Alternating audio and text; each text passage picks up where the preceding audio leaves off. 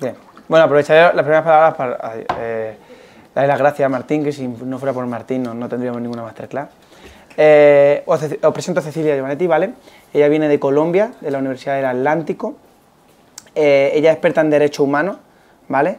Y Derecho Internacional. Y yo creo que tiene muchas cosas que aportarnos, sobre todo, primero, de cara al diploma de Relaciones Internacionales que estamos realizando, porque nos va a hablar de organizaciones internacionales, de derechos humanos, etcétera, que va a complementar muy bien las asignaturas que estáis teniendo ahora.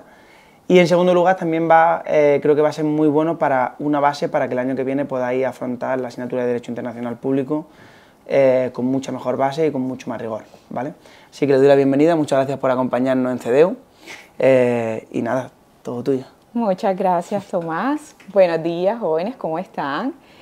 Mi acento tal vez no es el típico que identifican con Colombia, porque soy de la región Caribe colombiana, del norte, de Barranquilla, de la ciudad donde es Shakira. Entonces, estoy muy feliz de estar por acá. Que ella me ha preguntado antes si teníamos alumnos de América Latina y de dónde. Ahora recuerdo que alguien era de Ecuador, ¿no? ¿No? ¿De dónde era? De Bolivia. ¿Sí? De Bolivia. De Brasil. De Brasil. De Colombia. ¿De qué ciudad? Mi papá es de Bogotá y mi mamá de Ibagué. Ah, maravilloso, maravilloso. ¿De República Dominicana? Ah, de República Dominicana. Que la tenía yo mal identificada con Cuba, pero República Dominicana. Pensaba que era de Cuba. Del Caribe, del Caribe. ¿Alguna vez hablaste de Cuba? Del Caribe. Del Caribe. Caribeña. Caribeñas, somos caribeñas. Ya no se me olvida, Laura, no te preocupes. Bueno, primero muy agradecida por este espacio, tanto a Alonso, a Albert, a Ana, al CEDEU en general, por abrir y aperturar estos espacios de discusión y precisamente con ustedes que son tan jóvenes y están iniciando en el proceso de su formación profesional. El tema de derechos humanos, sin lugar a dudas, ocupa desde hace muchos años, pero también en la actualidad un foco importante en materia de derecho internacional.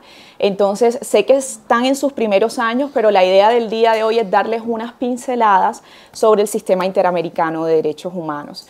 Pues ustedes también tienen un sistema regional de protección de derechos humanos, uno de los más robustos en el mundo y seguido por el sistema interamericano. Y es muy importante que llegado el momento ustedes puedan realizar esas comparaciones y puedan identificar cómo se trabaja en materia de derecho internacional de los derechos humanos en el mundo. Entonces, para iniciar y darles un pequeño contexto, quisiera mencionar que, bueno, ustedes aún no toman derecho internacional público, pero mencionarles que el derecho internacional público se encarga de regular las relaciones entre los sujetos de derecho internacional. Los estados son los principales sujetos de derecho internacional. Más adelante, cuando estudien derecho internacional público, se darán cuenta que no son los únicos, hablarán de las organizaciones internacionales, de los grupos reconocidos en estatus de beligerancia, pero no voy a andar allá. Inicialmente, los estados.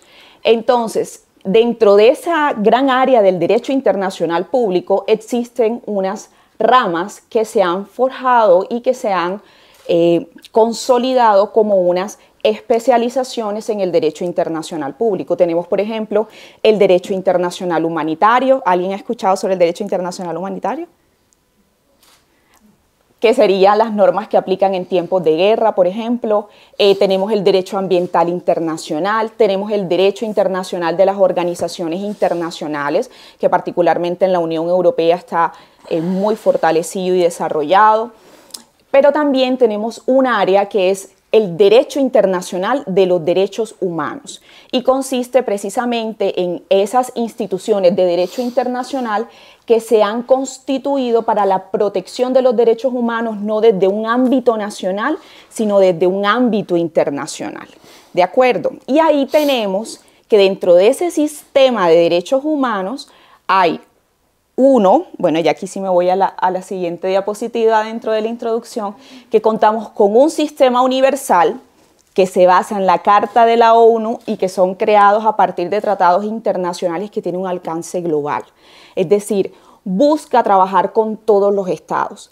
Pero también tenemos unos sistemas regionales.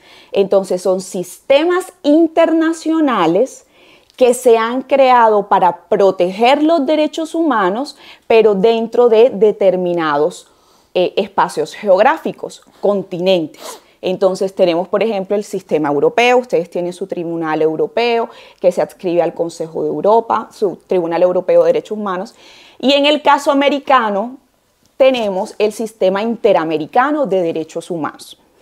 También existe un sistema europeo, un Tribunal Europeo de Derechos Humanos, y bueno, el sistema asiático, a pesar de unos inicios incipientes, no tiene un tribunal, un órgano judicial, no ha llegado a un nivel avanzado en su desarrollo. Pero lo que sí hay que mencionar es que el sistema americano, cuando hablo de sistema americano, aquí un paréntesis, una claridad conceptual, que el sistema americano no nos referimos a Estados Unidos. Es una concepción errónea afirmar americano, americano. Americano es todo el continente americano, Estados Unidos, estadounidense, norteamericano. ¿Ok? Entonces, el sistema americano, vamos a hablar un poquito de cómo se creó. Ya aquí tenemos algunos países de América Latina, pero tal vez en sus clases de historia y de relaciones internacionales han dado algunas pinceladas sobre las complejidades y las realidades nacionales, históricas que se tejen en América Latina, que hemos estado pasados por dictaduras, por conflictos armados, por sucesos históricos que han marcado mucho la realidad de esas naciones, y de ahí que se presentara una necesidad clara de contar con un sistema regional de protección de derechos humanos que fuera más allá de los estados, sobre todo cuando son los estados quienes ejecutan esos hechos delictivos en contra de la población, ya sea por omisión, por acción o por aquiescencia. Voy a llegar más adelante a eso. Pero hay que mencionar que nuestro sistema regional tiene su principal antecedente en 1890, cuando existía la Unión Internacional de las Repúblicas Americanas, la Unión Panamericana de Estados. Este fue un foro internacional que se creó con el ánimo de trabajar por el desarrollo de América, pero no pensado como un sistema para la protección de derechos humanos. ¿Qué pasó cercano a 1948? Antecito.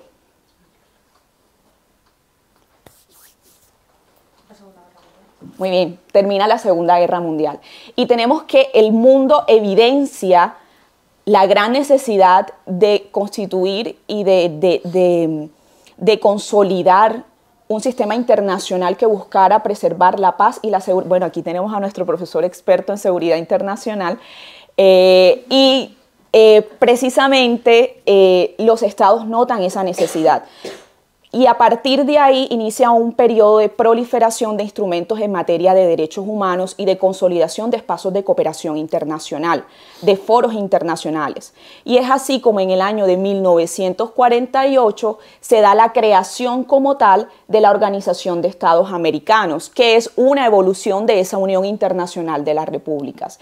En esa creación de la Organización de Estados Americanos se da con la denominada Carta de la OEA, y de hecho si ustedes leen algunos aspectos como el primer artículo de la Carta de la OEA y leen la Carta de la ONU, observan algunos elementos que coinciden. Por ejemplo, que en ambas organizaciones se declara la búsqueda de la seguridad y la paz internacional, el respeto de los derechos humanos, la seguridad de los estados, la preservación de la soberanía de los estados. Y es precisamente porque estos procesos de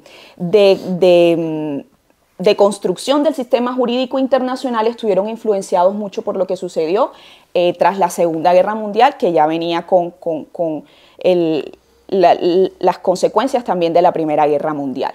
Entonces tenemos que se da la creación de la Organización de Estados Americanos, y en ese mismo año, en 1948, se da la Declaración Americana de Derechos y Deberes del Hombre, que de hecho nos adelantamos un poquito a la Declaración Universal de Derechos Humanos, porque la Declaración Universal de Derechos Humanos es del 11 de diciembre y la nuestra es de abril, pero fíjense cómo desde los sistemas regionales y también desde los sistemas globales se estaba buscando trabajar en el fortalecimiento de esa comunidad internacional para evitar que ocurrieran nuevas guerras, pero además de eso que se fortaleciera la protección de derechos humanos.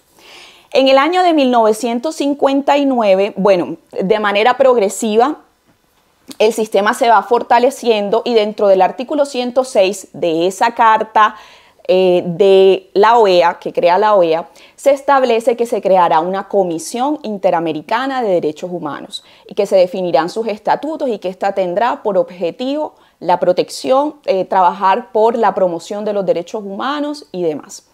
Entonces es ahí como a través de ese mandato se inicia esa configuración a pensar en cómo debería funcionar esa comisión. Y es en el año de 1959, en una reunión de consultas de los ministros de Relaciones Exteriores en Chile, que se crea la Comisión Interamericana de Derechos Humanos. No tenía el alcance que hoy día tiene, pero ahí inicia y se expide el primer estatuto de la Comisión Interamericana de Derechos Humanos. Posteriormente, en el año de 1969, llegamos a un hito histórico y supremamente fundamental para el sistema interamericano de derechos humanos, que es la adopción de la Convención Americana de Derechos Humanos. Y ustedes dirán, pero ¿por qué si ya teníamos una Declaración Americana de Derechos Humanos? ¿Por qué ahora esta es importante? Cuando ustedes vean Derecho Internacional Público y lleguen a estudiar la Convención Internacional sobre el Derecho de los Tratados de 1969, se darán cuenta que la denominación declaración no tiene la misma connotación jurídica de un tratado, de una convención, de un protocolo, desde el punto de vista en que una declaración inicialmente no es jurídicamente vinculante.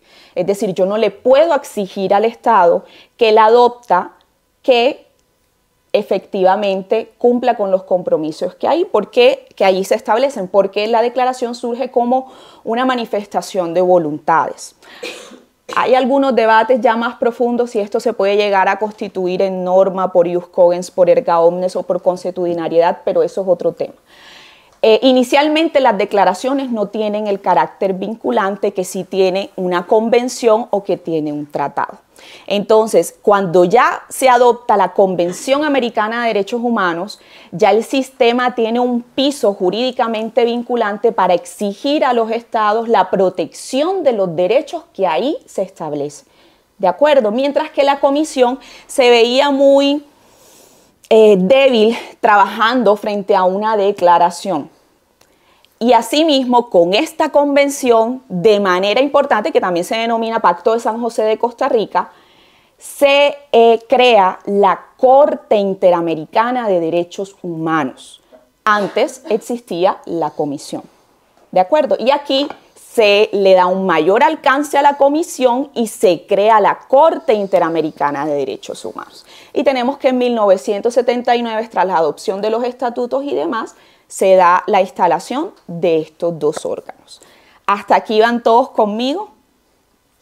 Perfecto. Si van teniendo dudas, yo estoy feliz de que pregunten en el camino. Ellos preguntan al final siempre. Ok. Entonces, esto nos da como un panorama, porque fíjense que el sistema está influenciado por lo que sucedía a nivel internacional, pero también durante esas últimas décadas, entre 1970 y 1980, los años 2000, América Latina vivió periodos de dictaduras, de revoluciones, de conflictos armados. Entonces, todo eso incrementaba la necesidad. Tenemos que tener un sistema, algo que permita ir más allá del Estado, porque los Estados son los que están ejecutando esos hechos delictivos en contra de su propia en contra de su propia población. ¿Dónde vamos? ¿Qué hacemos? Entonces, de ahí que se creara y se fortaleciera el sistema interamericano de derechos humanos.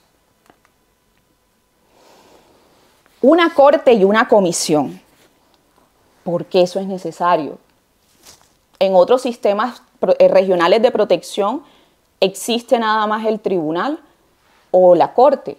¿Por qué es necesario tener una comisión y una corte? Eso lo vamos a ir desarrollando. Pero para darles una primera caracterización de estos dos órganos, vamos a considerar que la comisión está conformada por 7 miembros comisionados. Estos son elegidos por la Asamblea General de la Organización de Estados Americanos. El mandato es de 4 años, tienen derecho a una reelección.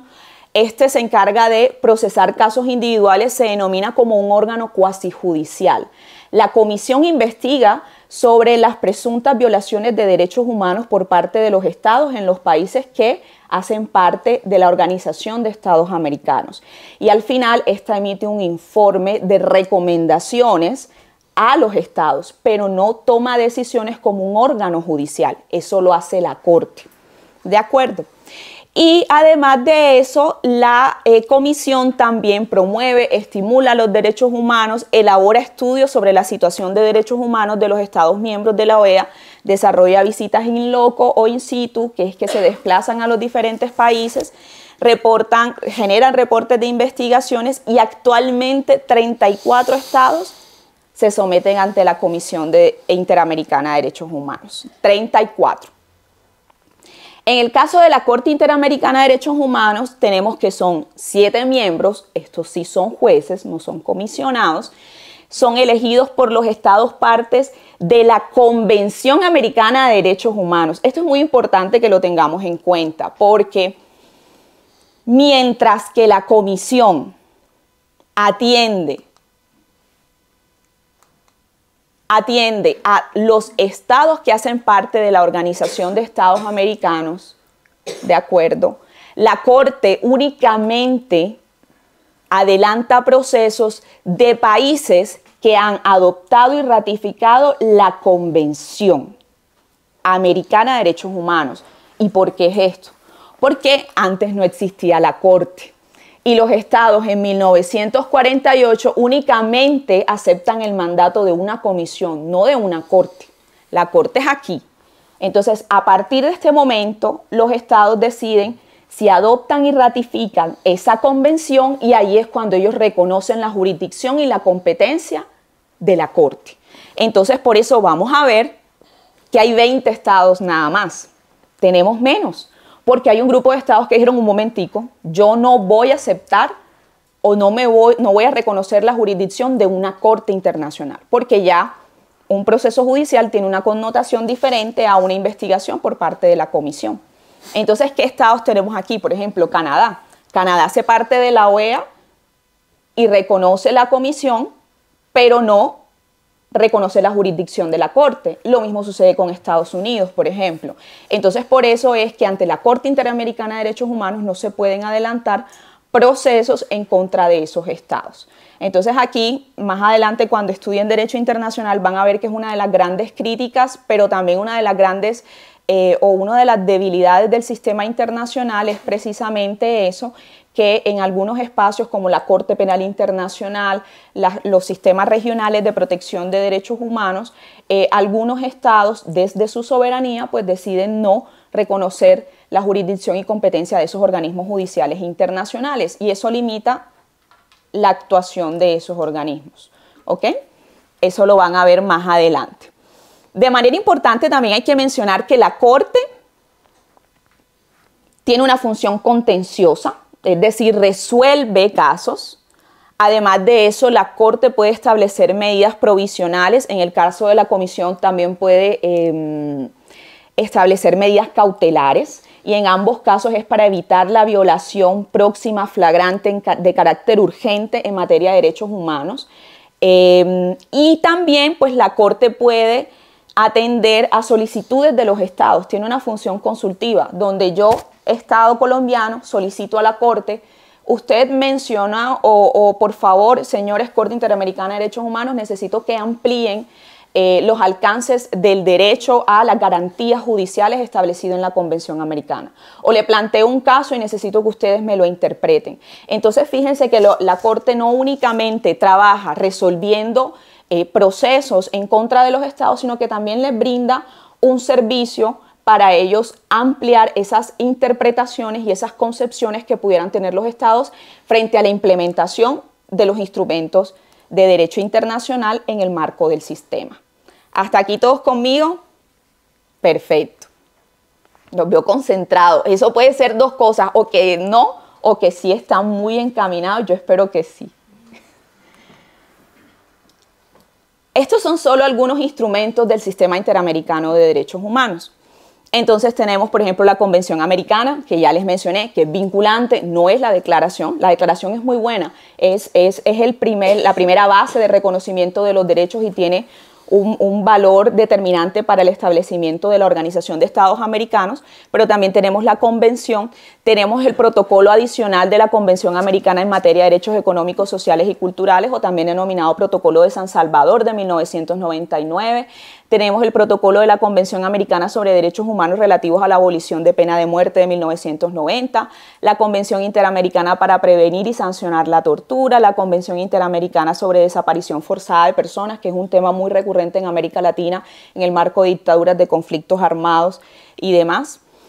Y diferentes instrumentos que se han ido creando y que han ido consolidando ese marco jurídico del sistema interamericano de derechos humanos. Entonces, no únicamente tenemos la convención, sino todos los instrumentos que se han ido generando. Y fíjense que estos instrumentos ustedes ven que se dan especialmente después de que termina la Segunda Guerra Mundial. Y de manera muy similar sucede en el sistema, el primero que les hablé del universal, también esa proliferación de instrumentos de derecho internacional tras ese capítulo histórico. Algunos derechos protegidos, solo ejemplos: derecho a la vida, a la integridad, prohibición de la esclavitud y la servidumbre, derecho a la libertad personal, garantías judiciales, libertad de expresión, de pensamiento y expresión, otro punto muy trabajado por el sistema interamericano de derechos humanos, protección a la familia, a la nacionalidad, igualdad ante la ley, entre otros. Entonces, ahora les voy a hablar muy brevemente de la comisión, vamos a ver algunas estadísticas y luego vamos a hablar de la Corte. Y al final les voy a mencionar nada más 3 casos emblemáticos, porque ustedes pueden revisar todos los que se han ido destacando en cada uno de los estados. ¿Quién puede presentar una petición individual ante la Comisión Interamericana de Derechos Humanos? Lo primero que tenemos que tener en cuenta es que la Comisión y la Corte investigan y juzgan la comisión o la violación de derechos humanos por parte de estados. No busca identificar responsabilidad penal individual como si sucede en la Corte Penal Internacional. En la Corte Penal Internacional sí se procesan sujetos, personas naturales, pero acá la Comisión y la Corte procesan y atienden solicitudes en contra de estados, ¿ok? Responsabilidad, buscan identificar la responsabilidad por parte de los estados. Entonces, ¿quiénes pueden presentar solicitud ante la comisión? No ante la Corte, ante la comisión, cualquier individuo de cualquiera de los estados. Un grupo de personas se pueden unir como colectivos.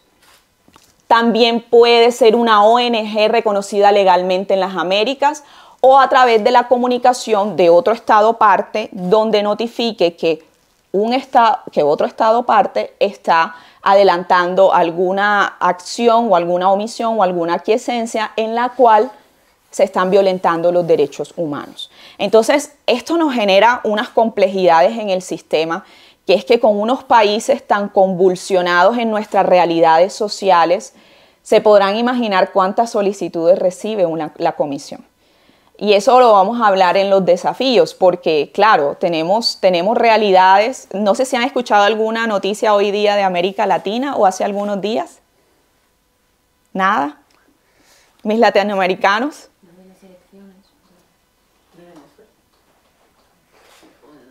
¿De dónde? ¿Elecciones en Venezuela? Por ejemplo, el tema de los derechos políticos es un tema recurrente en América Latina. Hay un tema que está muy candente. Es ¿Cuál? que me gustaría que leyera un poco más la prensa, pero en el tema de las cárceles en El Salvador, con Bukele. ¿Alguien conoce ese caso? Sí. ¿Sabemos de qué hablamos? ¿Sí? Sí, de que Cuéntanoslo. han metido en la cárcel a un montón de bandas. O sea, miembros de las bandas las bandas. Y que, Maras. Las maras. Eso. Y que las elecciones, que como 2 horas antes o así, ya se proclamó vencedor, sin hacer el recuento. Eso, que lo puso en Twitter.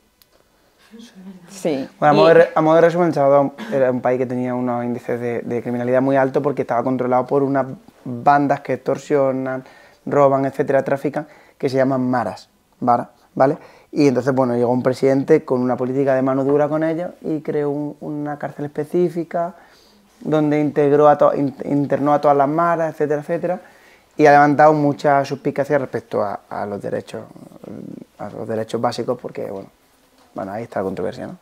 Efectivamente, el presidente Nayib Bukele tiene una gran popularidad porque, claro, el país estaba muy agobiado por la comisión de esos hechos ilícitos todo el tiempo y hace muchos años, pero además el problema de esto es que esa política que él instaura violenta los derechos humanos de estos individuos. Entonces, ahora mismo hay un debate muy interesante en ese sentido y también cómo a través de esa popularidad se ha no quiero decir transgredido, pero se ha ido en contra o se ha ido más allá de los límites de las instituciones democráticas del país. Entonces, por ejemplo, el tema de la reelección, el tema de resguardar la Constitución y demás, es un tema un poco muy complejo.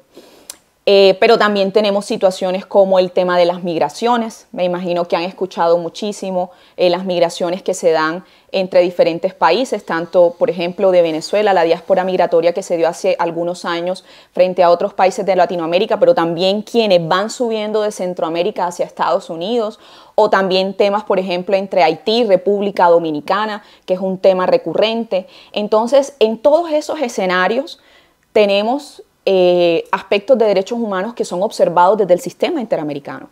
Pero lo otro también muy interesante es que hoy día todavía tenemos los fantasmas de hechos históricos que ya ocurrieron y que aparentemente se han cerrado en estos países. Entonces, por ejemplo, la Corte está fallando en temas como la dictadura de Augusto Pinochet, cuando se dio el golpe de Estado en contra de Allende, o por ejemplo, durante el tiempo de la dictadura de Fujimori en Perú, durante esos 10 años que se realizaron más de 300.000 esterilizaciones a mujeres y muchas de estas se denuncian que fueron forzadas. Entonces aquí estamos hablando de derechos políticos, derechos reproductivos, derechos fundamentales. Es decir, tenemos un continente que sin lugar a dudas requería un sistema que pudiera trabajar por la protección de esos derechos humanos. Y de todas formas, perdón. Adelante, ¿no? Que estos problemas van a seguir estando por lo menos en las próximas décadas porque es lo que ya están empezando a hablar algunos autores de buquelización de América Latina, porque la política de mano dura contra las maras de El Salvador, que evidentemente ha tenido una de las partes positivas es que la criminalidad ha bajado mucho, va a ser copiada por muchos países donde la criminalidad es muy alta. Por ejemplo, en Ecuador en Ecuador, que es un país que ahora tiene muchos problemas de delincuencia, el gobierno actual quiere copiar un poco esa política. El problema de esa política, que a corto plazo tiene mejora mucho las cifras de seguridad, sin embargo tiene una base muy débil respecto a los derechos humanos, y esa base va a haber una gran controversia, porque claro, los estados se van a defender y van a defender esas políticas, sea donde sea. Claro. Así es, y de hecho en estos días conversaba en otro evento que estuvimos en Cáceres, en la Universidad de Extremadura, muy bonita. Estábamos allá con un conjunto de ponentes latinoamericanos y de hecho había un ponente ecuatoriano y él nos mencionaba que, por ejemplo, actualmente se están construyendo en Ecuador 3 megacárceles copiando la misma estructura de lo que se tiene en Salvador. Entonces, claro, tenemos una población que está cansada de esos altos índices de criminalidad, de la comisión de hechos ilícitos, de la inseguridad, y llegan estos gobiernos que se pueden denominar populistas, pero además de eso que toman este tipo de medidas que dan resultados, porque dan resultados. Si ustedes van a ver los índices y las disminuciones de extorsión, de secuestro, claro, pero ¿hasta qué punto? ¿A costa de qué? ¿Cierto? ¿A costa de qué? Entonces, son contrastes y entramos ahí a un tema de ponderación de derechos, y esto está poniendo en jaque el sistema interamericano de derechos humanos en cuanto a estos nuevos episodios en América Latina. Para que os hagáis una idea de cómo es una cárcel de este tipo, o luego os mando un vídeo si queréis, es celdas grandes muy grande, donde son entre 80 y 100 presos, ¿vale? Son literas de hasta 4 pisos, donde duermen, no tienen colchón, no pueden salir de la celda, ¿vale? No tienen visita, ni tienen vis a vis, ni tienen nada, están completamente incomunicados, lo que responde a una política de que antes controlaban la calle desde las cárceles, y solo pueden salir, entre celda y celda hay un gran pasillo, solo pueden salir en bloques de 20-30 personas al pasillo durante media hora al día, hacen ejercicio en el pasillo para mantenerse en forma y vuelven a estar en la celda. Sí, sí, por supuesto, está todo rapado y con unos pantalones blancos. De hecho, si ustedes buscan, solo una última anotación, si ustedes buscan hoy día en YouTube, van a encontrar muchísimos videos de influencers que han sido invitados a esta cárcel. Yo no creo que esto sea... Yo voy a mandar un vídeo de un influencer de estos que... Pero más por el tema de la publicidad de influencers es que pensemos que detrás de esto hay una estrategia de comunicaciones porque estamos intentando limpiar la imagen de lo que se está haciendo. Entonces, claro, tú aperturas la puerta, le dices a los influencers, vengan, conozcan, pero llama la atención que cuando el influencer, analicen muy bien los videos, cuando ellos están enfrente de ellos contando, esta cárcel consiste, tú ves a todos los presos o a todos los reclusos formados en silencio, nadie habla uno con otro, todos estamos quietos, se nota que hay un sistema de represión dentro de estos lugares. Y no es la primera vez en que vemos que los medios de comunicación son determinantes para limpiar estas imágenes de gobiernos autoritarios. Ya lo hemos visto en las dictaduras, lo vimos con Pinochet, lo vimos incluso durante la Segunda Guerra Mundial en las campañas que se hacían frente a los campos de concentración. No sé si han ido alguna vez a un campo de concentración. Hace poquito estuve en el de Sachsenhausen y es impresionante apreciar cómo existían campañas publicitarias para vender estos lugares como unos espacios donde las personas llegan a trabajar y son preservados todos sus derechos fundamentales. Entonces llama la atención que hoy día ustedes escriben el nombre de esta cárcel y encuentran 10 videos de influencers que les han abierto las puertas para que vengan a conocer el sistema. ¿Qué hay detrás de eso? No, decía que es verdad lo que decía Luisito Comunica, que es uno de ellos, que juntan como a dos bandas que se enfrentan, sí, tres enemigas. Ellos están Barrio 18 o algo así, y La Mala Salvatrucha, que es la Mala Salvatrucha. Ellos, la política del gobierno era dividir, es decir, cárceles para uno y cárceles para otro, porque se matan entre ellos. Bukele dijo, si se matan, de hecho él ha dicho algo así parecido, si se matan gana el Estado, o sea, y los meten a todos en la misma. Lo que pasa es que los líderes de la banda hicieron un pacto para no matarse en la cárcel, pero están en las mismas celdas. En las maras, si los veis, si buscáis fotos de las maras, tienen hasta la cara tatuada, son tatuajes andantes. Pero esos tatuajes indican pertenencia a banda, parte de la banda, ciudad de la banda, etc. Entonces, por eso van siempre además semidesnudos, para que se puedan identificar. Es un tema interesante, luego os mando un vídeo. En el plan internacional ha discutido el tema de los derechos de los presos en El Salvador que entran a cárceles. Bukele defiende esas acciones con las cifras que hemos dado, bueno, que la seguridad aumental y demás, pero a la hora de discutirlo en el plan internacional, aplicar sanciones a El Salvador, porque supongo que se van a aplicar. Perdón, no estoy escuchando muy bien. A la hora de discutir... ¿Puede hablar un poco más alto, por favor? Digo que las condiciones de presos en El Salvador, Bukele las justifica con las cifras de aumento de la seguridad y demás. A la hora de discutir si aplicar sanciones a El Salvador o no, se tiene en cuenta este discurso que utilizan de comparar los derechos humanos de los presos con los de los ciudadanos en El Salvador. Son argumentos que puede presentar el Estado, pero indistintamente lo que la Comisión y la Corte buscan investigar es la violación de esos derechos humanos. Nosotros no podemos argumentar la violación de unos derechos para proteger otros. Es decir, hay un tema de excepcionalidad cuando se determinan los estados de excepción, pero aún dentro de los estados de excepción, que son momentos en los que se pueden restringir algunos derechos, se tienen que preservar los derechos fundamentales, que son irrestringibles, ¿de acuerdo? Y en este caso, pues, él inició con un estado de excepción para instaurar ciertas medidas, pero ya esto está mucho más allá y además que se han violentado derechos fundamentales de esos individuos. Entonces, ese argumento desde la Corte o de la Comisión no sería válido. Y, por ejemplo,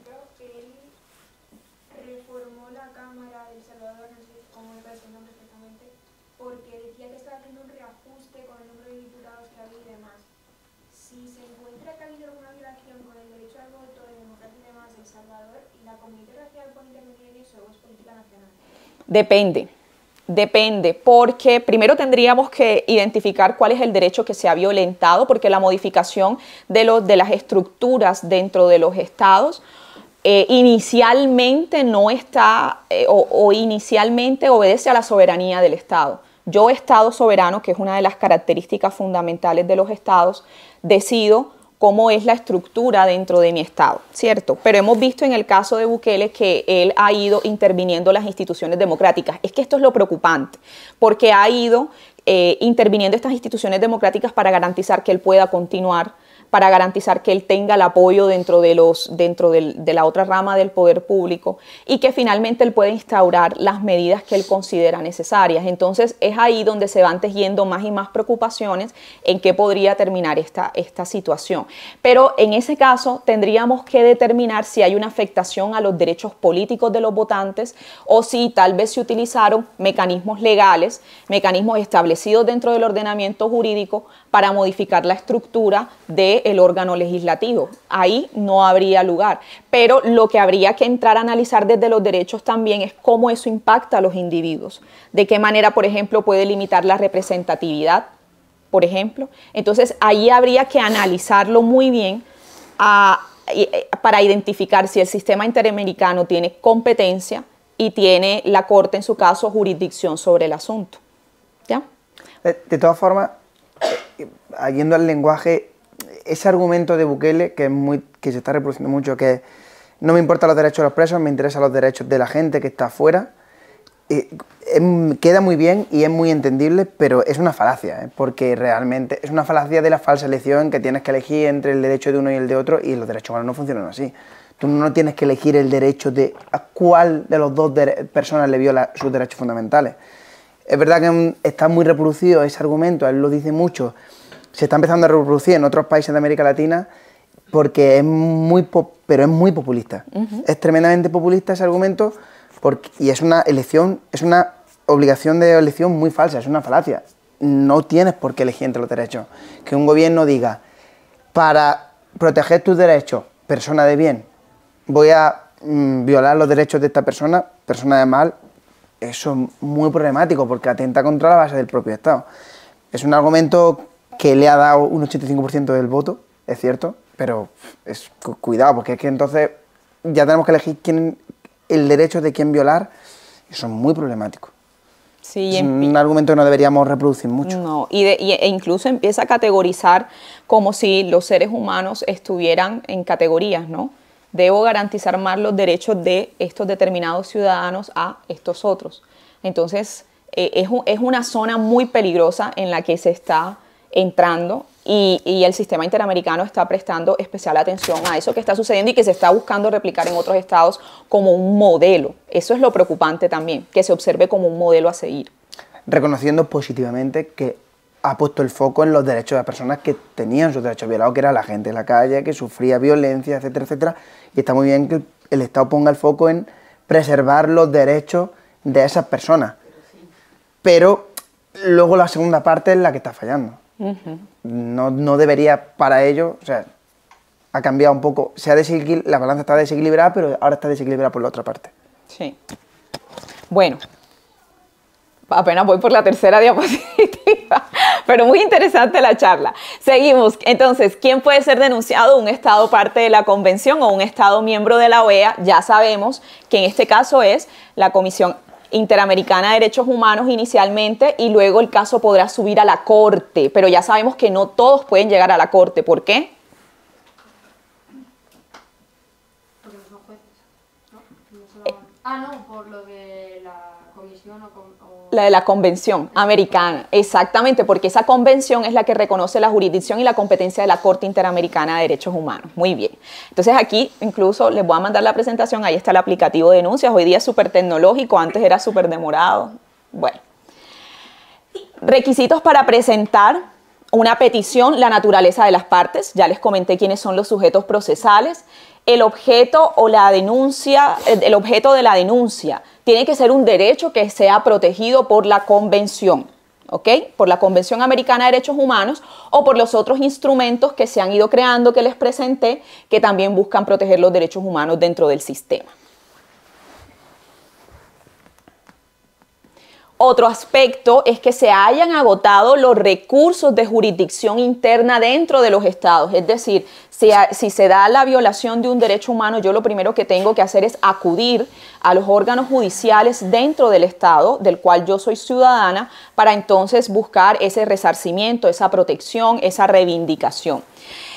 Y se establece un plazo que se tiene que tiene que darse o adelantarse la solicitud ante la Comisión Interamericana de Derechos Humanos dentro de los 6 meses siguientes de cuando se haya notificado la decisión definitiva o cuando se hayan violentado los derechos humanos. Esto no aplica cuando omitimos estos dos requisitos.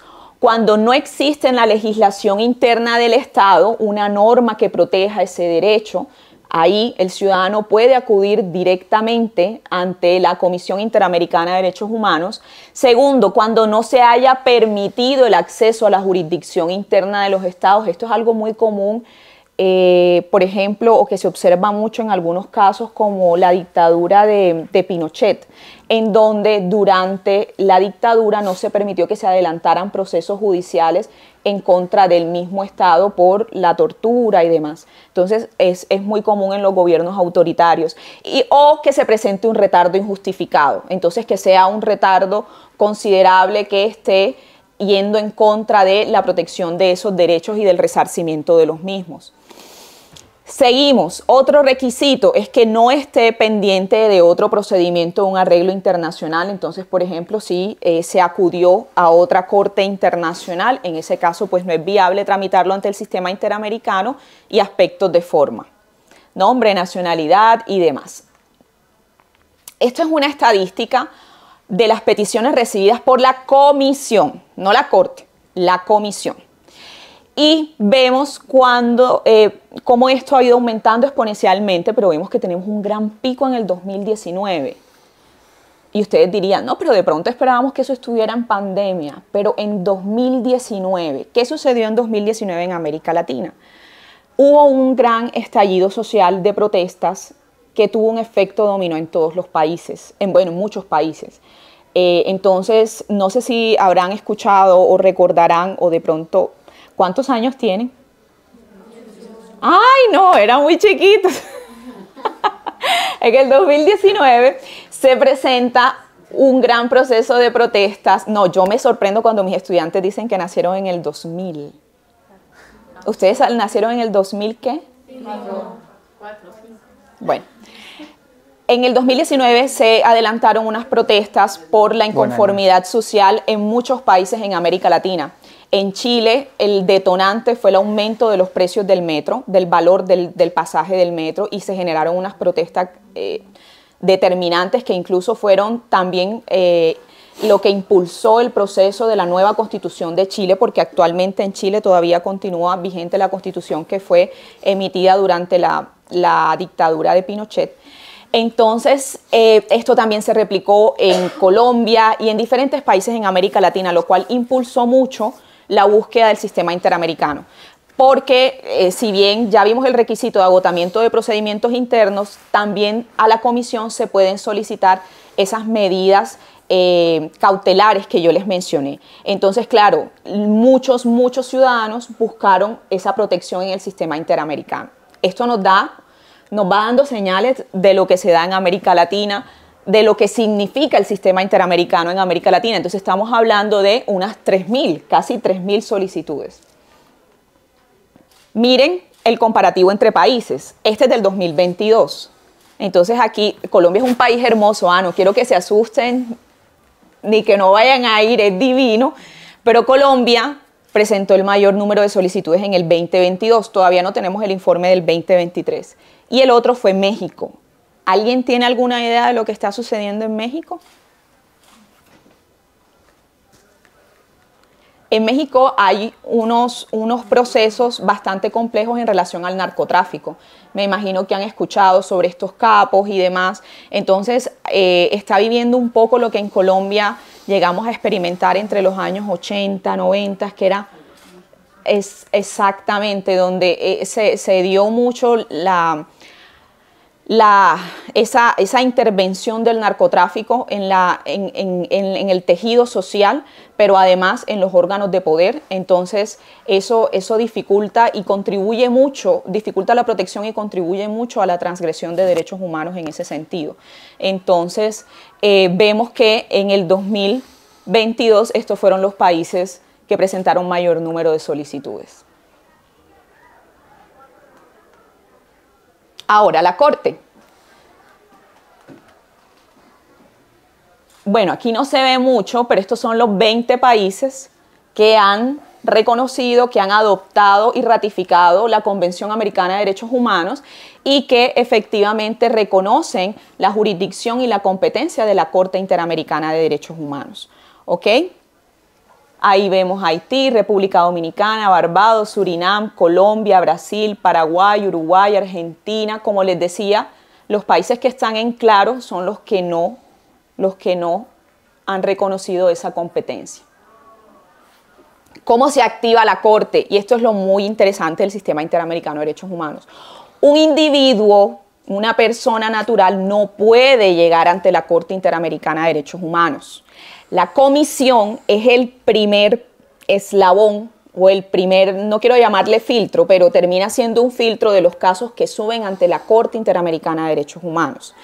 Cuando la comisión, por hablarles de manera muy general del proceso ante la comisión, se presenta la solicitud, la comisión realiza un análisis de admisibilidad, se admite, no se admite. Si se va a admitir, se le requiere al Estado para que el Estado se entere del proceso y además entregue sus argumentos frente al mismo. Ahí la comisión decide si continúa investigando o si lo archiva o lo inadmite, y al final de ese proceso llama a las partes a una solución amistosa. Si no hay solución amistosa, continúa, pero al final de ese proceso, como les dije, la comisión no emite un fallo, emite un informe, y ese informe se le entrega al Estado diciéndole, que un informe basado en el artículo 50 de la Convención, donde le dice: señor Estado, usted está violentando estos derechos humanos, entonces aquí está un informe en donde le damos unas recomendaciones para que esta situación no continúe.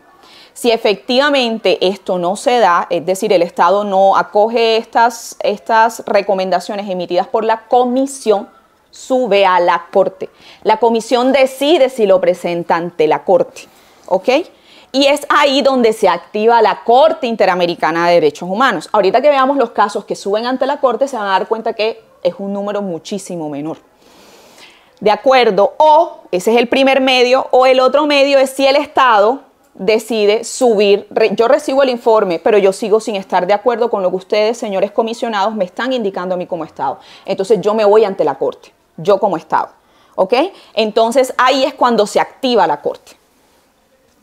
Entonces, bueno, esta es una imagen de la actual conformación de la Corte. Nuestro querido juez colombiano, Humberto Sierra Porto, fue juez constitucional. Nuestra Corte Constitucional es muy reconocida por la Corte, es cartagenero. Y esto ha variado. Cuando yo daba mis clases de Derecho Internacional de los Derechos Humanos hace unos 4 años, teníamos una sola mujer y ahora mismo tenemos 3. Hay más paridad. La actual presidenta, que es Nancy Hernández, es mujer, y lo mismo sucede en la comisión, que actualmente está, ella es de Barbados, Raquel Clark, Raquel o Renata Clark, pero ella es mujer, y antiguamente ingresaron 2 mujeres ahora en la última elección del 2023, porque veníamos igualmente con una sola representación de una mujer. Entonces también está evolucionando en ese sentido. Y en la comisión también Colombia tiene un comisionado que es el doctor Carlos Bernal, también un constitucionalista muy reconocido.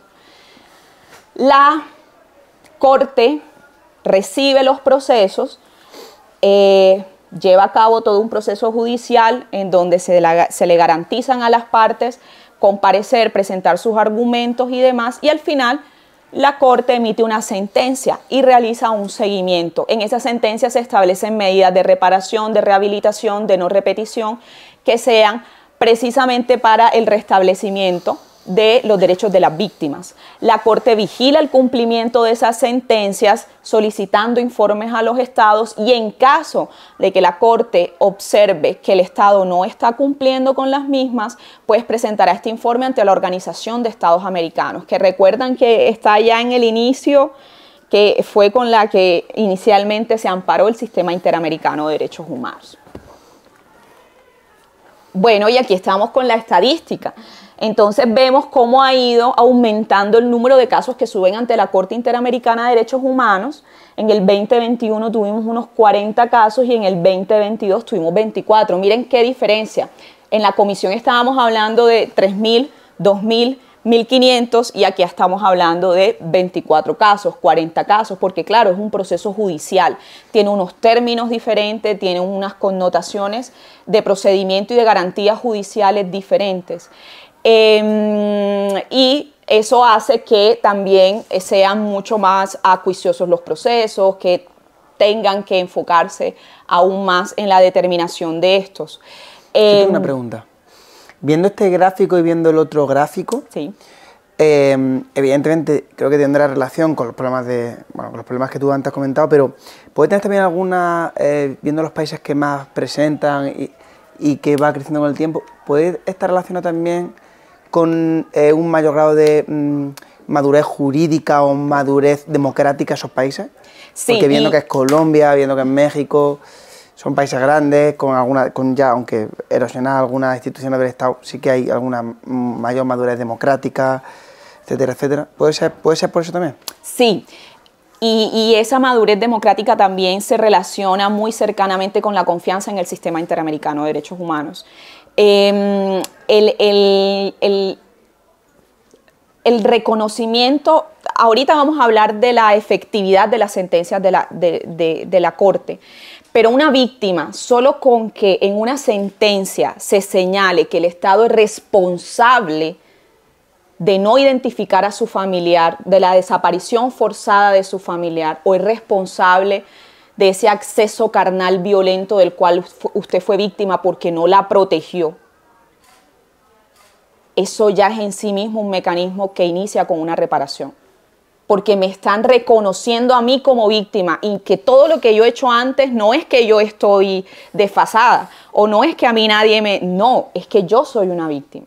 Entonces ya eso incluso ya brinda un mensaje a los estados que hay un sistema que funciona, que hay un sistema que efectivamente mira por sus ciudadanos y que busca precisamente garantizar todas esas medidas. Entonces hay un mayor grado de madurez democrática en el sentido en que tenemos individuos cada vez más conscientes, empoderados de los mecanismos judiciales a los que pueden acudir. Hay una mayor confianza en el sistema interamericano y de hecho leí alguna vez algún artículo que esto hasta está generando un efecto contrario, que es que hay una máxima desconfianza frente a los órganos judiciales internos y todos quieren ir directo al sistema interamericano. Entonces, a veces incluso es un tema muy, muy político que un senador, me voy ante la Corte Interamericana de Derechos Humanos. Entonces le digo a mis estudiantes siempre, yo le llamo el taxi porque es que a la Corte no puede llegar directamente. O sea, hay un conjunto de requisitos de admisibilidad, hay un conjunto de procedimientos y además de eso, el agotamiento de los procesos internos judiciales siempre es determinante, pero sí, yo creo que está muy relacionado con eso. Entonces, ya simplemente para mencionarles algunos casos que muestran un poquito de la variedad del tipo de asuntos que se tratan en la Corte y en la Comisión, tenemos este primer caso de Tetsipile y otros, es decir, con otros accionantes cuando son en grupo contra México, y para que vean el alcance que tiene la Corte. En este caso, México fue condenado por la violación de los derechos de la integridad personal, libertad personal, garantías judiciales a la protección judicial. ¿Por qué? Porque en México se estableció una norma, se adoptó también en la Constitución una figura denominada como arraigo y prisión preventiva, en la cual se permitía que el Estado privara de la libertad a un individuo sin ningún motivo y a partir de ahí generar una investigación. Entonces yo a ti te retengo y lo que hago es que tengo 90 días, porque la Constitución me lo permite y porque la norma me lo permite, para entonces yo investigar por qué te voy a acusar. Imagínense lo injusto de este tema. Entonces, claro, ahí la Corte señala que México violentó los derechos de las personas que fueron sujetos procesales en ese tema del arraigo, pero además le instruye al Estado mexicano que tiene que modificar su legislación interna y su constitución. Tal vez para ustedes que están dentro de un sistema como en la Unión Europea tan integrado, un sistema de cooperación y demás, en donde hay sistemas o normas o políticas comunes, tal vez esto no lo ven tan determinante, pero en América Latina los estados no están integrados de tal manera y los estados se basan, no hay normas comunitarias tan poderosas como sí las hay en la Unión Europea. Entonces, claro, que un organismo internacional le señale a un estado que tiene que modificar su constitución y su norma, eso es algo determinante, eso es algo importante y revela mucho el alcance del sistema interamericano de derechos humanos. Y esto no únicamente ha sucedido con México, tenemos el mismo caso, por ejemplo, en Chile, frente a los indígenas mapuche, cuando la Corte le instruyó, el Congreso emitió una norma antiterrorista en donde las manifestaciones que eran realizadas por los mapuches entraban en todas las manifestaciones de terrorismo y le dijo, ustedes tienen que modificar esa norma porque eso violenta la convención. Entonces, es un ejemplo del alcance que ha ido teniendo la Comisión y la Corte de dar instrucciones en cuanto a la adecuación de los ordenamientos jurídicos internos de los estados. El segundo ejemplo es una masacre ocurrida en Colombia, la masacre de Mapiripán en el 2005, donde se declaró a Colombia responsable por las violaciones directas a los derechos humanos, derecho a la vida, a la integridad física, cometidas por paramilitares. Y en este caso fue porque el Estado colombiano tenía conocimiento de que efectivamente se iba a dar la comisión de hechos ilícitos y de manera tácita dieron esa aprobación de la comisión de esos hechos ilícitos. ¿Sabes lo que son paramilitares? ¿Cómo? ¿Alguien sabe lo que son los paramilitares? ¿No? Paramilitares, bueno, no sé si lo voy a definir del todo bien, es complicado.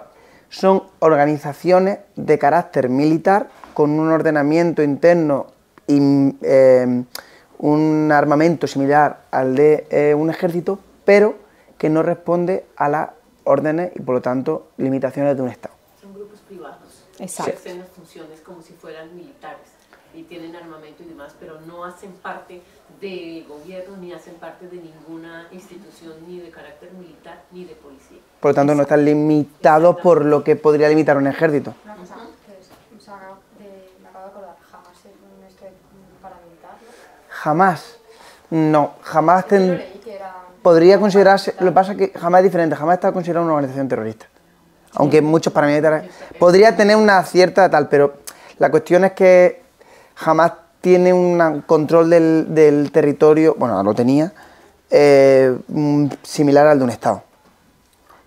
Quizá un ejemplo que nosotros hemos dado en clase más cercano sea Hezbollah. Hezbollah en el Líbano, dado que lo viste tú, ¿no? Sí. Dado que el territorio se supone que está controlado por un Estado. Esto sobre todo se dio en las guerras yugoslavas, que también lo hemos dado en las guerras de desintegración yugoslavas, donde gran parte de los países como que deslocalizaron sus fuerzas armadas y se crearon grupúsculos armados por los propios estados, pero que respondían a intereses prácticamente privados. Y por lo tanto llegaban a un pueblo y mataban a todos los varones menores de 14 años y violan a todas las mujeres, y eso un ejército no lo puede hacer, pero al ser paramilitares no tienen ese control, pero en realidad tienen el armamento y la capacidad de un ejército. ¿Vale? Jerarquías. Y tienen la jerarquía, etc. Tampoco es una banda, no es una banda de peña ahí, ¿no? Cada uno a su rollo, no, son la organización, sí. Incluso el armamento de un ejército, ¿vale? O hasta mejor. Bueno, dependiendo de los casos. Y en el conflicto armado colombiano tenemos una particularidad. ¿Saben que en Colombia ha habido un conflicto armado? Que existe todavía. Que existe. Firmamos un acuerdo de paz en el 2016, pero la realidad material es que aún persisten. Entonces, claro, no únicamente tenemos la guerrilla o teníamos, o tenemos, bueno, aquí. Se han firmado 6 acuerdos de paz, 2 grandes y 4 pequeños. Y está pendiente todavía de firmar el acuerdo con el segundo con grupo el ELN alzado en armas y uno de los más antiguos, realmente ahora es el más antiguo. El Ejército de Liberación Nacional. Yo, somos muchos años que tiene el ELN y ese es el que está pendiente de los grandes. Sí. Entonces, no únicamente pues está esa facción de la guerrilla o ese grupo. Por otro lado tenemos el Estado, que es el que tiene la legitimidad en el uso de la fuerza, pero por otro lado tenemos a las guerrillas que surgieron como a los paramilitares, que surgen también como una respuesta a las guerrillas que llegaban a sus territorios, y precisamente ellos se armaron para enfrentar a las guerrillas ante también la ineficiencia del Estado para reaccionar a esas situaciones. Entonces es un conflicto muy complejo. Pero lo interesante de este tema es que aquí la Corte Interamericana determina la responsabilidad del Estado, porque en el caso particular de la masacre de Mapiripán, el Estado tenía conocimiento que los grupos guerrilleros iban a llegar a ese municipio, paramilitares llegarían a ese municipio a ejecutar violaciones de los derechos humanos en contra de la población civil. Y el Estado no hizo nada, hubo una aprobación, ¿cierto?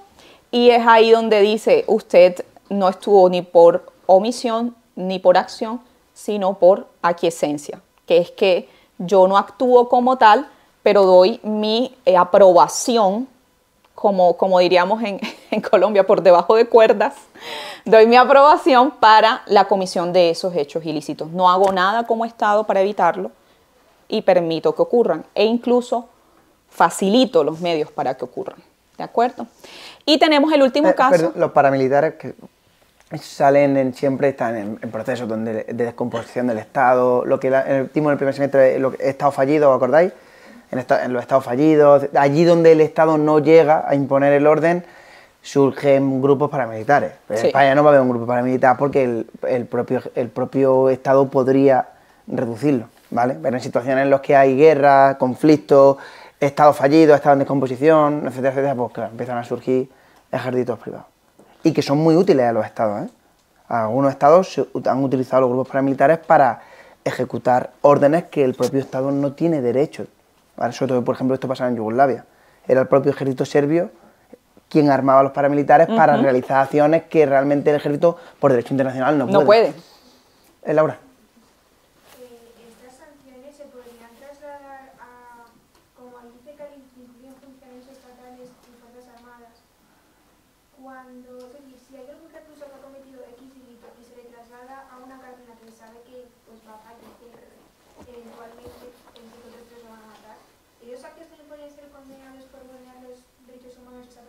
Claro, definitivamente, definitivamente. Y son muchos los casos en América Latina en donde se condena la actuación del Estado.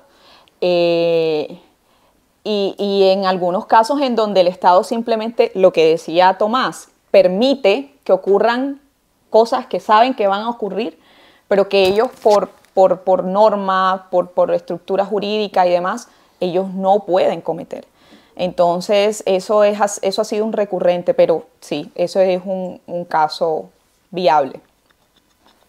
Y finalmente, otro caso de Chile, por ejemplo, en donde durante la dictadura de Augusto Pinochet se identifica que el Estado es responsable por la violación de los derechos a la honra, a la dignidad, a las garantías judiciales de quienes estaban dentro de las fuerzas. En este caso puntual es de un conjunto de militares que estaban dentro del gobierno de Allende como coroneles y demás, y una vez asume el poder la dictadura, ellos son recluidos, son torturados y demás. Entonces ahí el Estado no les brindó la protección y por el contrario el Estado fue quien promovió esas acciones en contra de ellos. Entonces es solo 3 ejemplos de casos, son solo 3 casos, pero son muchísimos. En materia reproductiva, como les mencionaba, por ejemplo, el caso con Fujimori, pero también tenemos violación de derechos reproductivos en México. Es una constante por estructuras que no solamente están en México, pero como este machismo que se da en muchas sociedades latinoamericanas que conduce a la revictimización de las mujeres en el marco de los procesos judiciales, por ejemplo. Y así tenemos múltiples casos en contra de indígenas y demás. Pero ahí el mensaje es que el sistema interamericano ha ido poco a poco buscando la preservación de los derechos de los individuos en América Latina. Entonces, ya para concluir, mencionar avances. Determinante el fortalecimiento progresivo de la adopción de instrumentos jurídicos fundamentales en la protección de derechos humanos en América Latina. Esto ha sido determinante y de hecho los fallos de la Corte Interamericana de Derechos Humanos arrojan importantes estándares interamericanos y estándares internacionales en la interpretación de derechos humanos. Eso es algo muy interesante que tal vez toquen en su clase de Derecho Internacional Público, cómo entre organizaciones internacionales se comunican y se influyen para la toma de esas decisiones. Entonces, cómo desde el sistema interamericano se brindan luces al sistema europeo en cuanto a la interpretación y aplicabilidad de disposiciones para la protección de derechos humanos, y lo mismo en el sentido contrario, cómo entonces la Corte Interamericana toma fallos del Tribunal Europeo de Derechos Humanos y los observa, claro, siempre atendiendo a los contextos propios de sus estados. También tenemos la protección de los derechos humanos a través de la jurisprudencia innovadora, porque en muchos casos tenemos que la Corte y la Comisión tratan asuntos que aún no se debaten dentro de los estados y los desarrollan, no solamente a través de los procesos judiciales o de las investigaciones que desarrolla la Comisión, sino a través de las opiniones consultivas. Entonces, por ejemplo, en estos días estaba escuchando, la Corte Interamericana tiene un podcast. Entonces estaba escuchando una conferencia sobre el tema de la inteligencia artificial y su relación con los derechos humanos. Entonces, este tipo de debates, porque además la Corte tiene todo un conjunto y la Comisión de instituciones, porque recuerden que parte de las funciones de la Comisión es promover la protección de derechos humanos. Entonces existe un Instituto Interamericano de Derechos Humanos que es el brazo educativo de la Corte y de la Comisión, y realizan cursos a jueces, a policías, a miembros del Estado, cómo ustedes tienen que aplicar los instrumentos. Entonces, no es únicamente el procesamiento de investigaciones y de casos, sino también esa promoción de derechos humanos que todo el tiempo se está haciendo. Atención a episodios históricos y actuales que requieren máxima atención. Especial atención a víctimas, eso es muy importante, porque las víctimas históricamente en los procesos de América Latina ocupaban un segundo lugar, o eran invisibilizadas o eran revictimizadas y simplemente no ocupaban un lugar preponderante. En estos casos la víctima es quien es determinante en los procesos y siempre se busca preservar la integridad de la víctima en los mismos. Y asimismo, pues tenemos unos desafíos. El primero, cumplimiento de las sentencias. Esto es un gran desafío para el sistema interamericano porque, al igual que muchos otros organizaciones de derecho internacional público, no cuenta con herramientas coercitivas que obliguen a los estados a cumplir.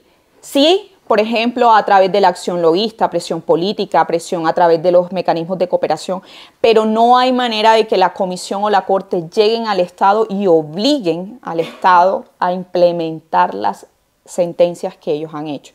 Sí hay mecanismos para presionar y demás, pero directamente es uno de los grandes retos.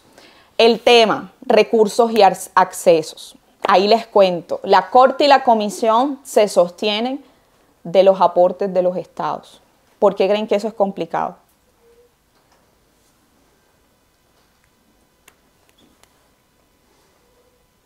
Porque los estados están financiando un sistema interamericano que les está imponiendo sentencias, ¿cierto? Entonces yo estoy contribuyendo a unos órganos que finalmente me están afectando a mí.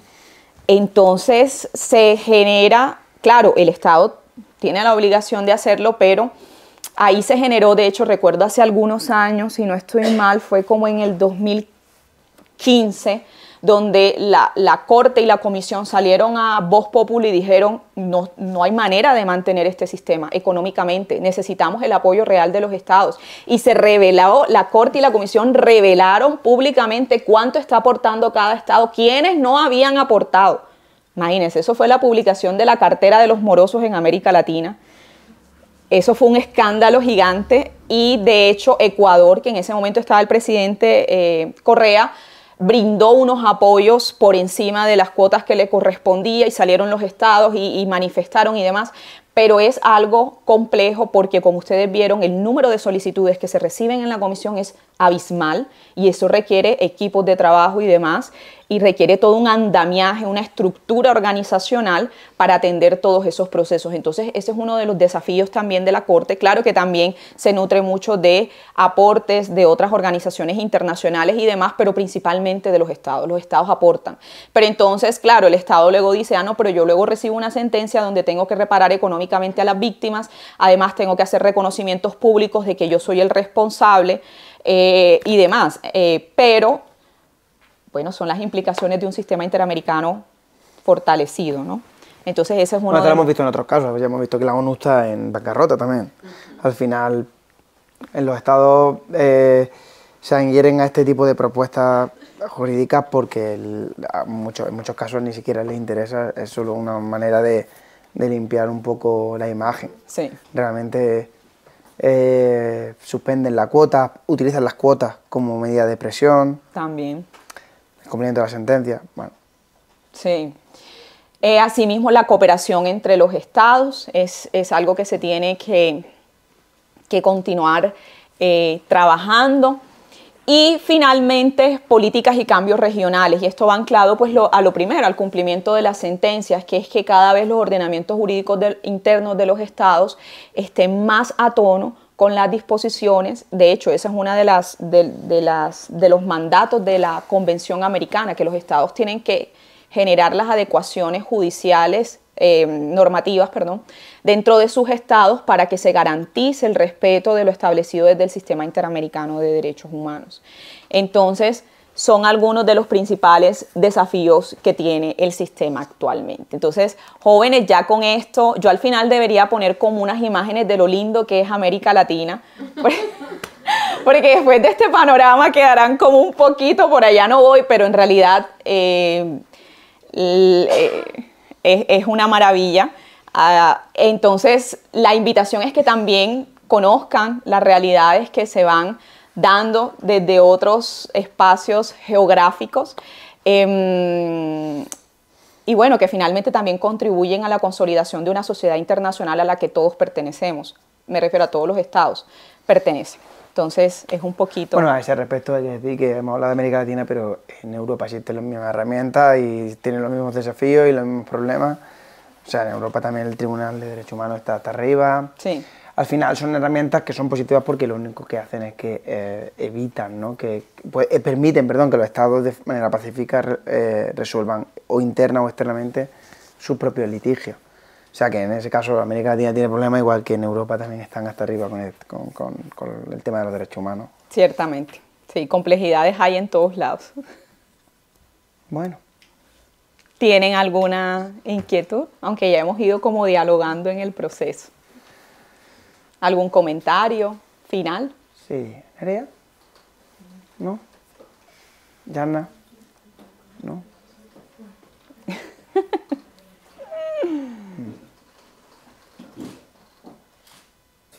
No.